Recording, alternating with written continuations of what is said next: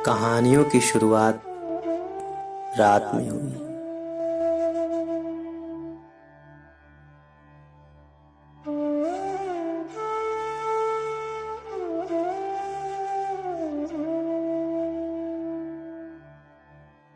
जब टूटे छप्पर के नीचे थक कर लेटा हुआ एक किसान अपने बेटे को नदियों की कहानी सुनाया था।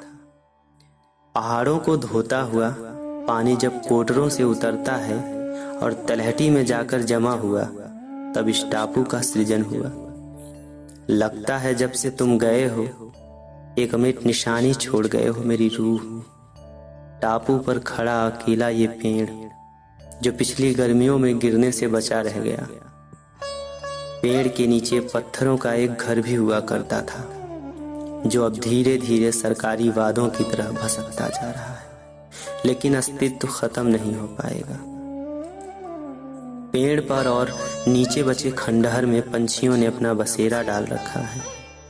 हाँ, ये वही पेड़ है जिस पर तुमने हमारा नाम लिखा था। सुना था कि टापू पर जो पंछी अपनी रात गुजारते हैं, उनके पूर्वजों ने यहाँ पर पेड़ का बीज डाला था। बचे खंडहर के पत्थरों और पत्तों पर पंछी रात भर में एक सफेद चादर बिछा देते हैं। औरों के लिए ये गंदगी हो सकती है, लेकिन तुम कहती थी कला की दृष्टि से ये प्राकृतिक खूबसूरती है। जब कभी आपात स्थिति में टापू डूबता है, सब छोड़कर उड़ जाते हैं तुम्हारी तरह। मैं अक्सर यहाँ आता हूँ और इसी पेड़ के नीचे बैठकर तुम्हारी कही गई बातों को दोहराता हूँ। शाम के आंचल में जब सूरज छिप जाता है, तब दूर पंछियों का शांत कोलाहल सुकून देता है। नदियों की कहानी में तुम ऐसे खोए जैसे वक्त ने चाल में मायूसी घूम दिया। पिछली क्रांतियों में नदियों का पानी लाल हो गया था। आसमां के सुराखों से सूरज की तपिश में लाल लहू टपक रहा था।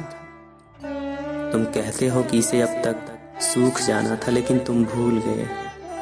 दरिया का पानी क्रांति की वो मशाल है जिसके सूखते चिंगारियां बुझने लगेंगी।